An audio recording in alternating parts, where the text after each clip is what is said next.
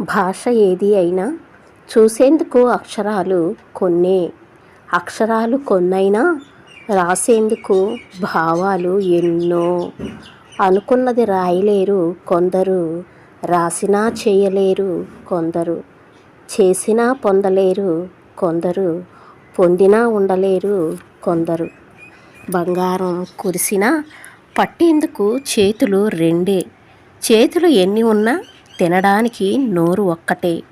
తినడానికి లేనివారు కొందరు, తిని అరిగించుకోలేనివారు కొందరు, ఉండి తినలేని వారు కొందరు, తిన్నా ఉండలేని వాళ్ళు కొందరు.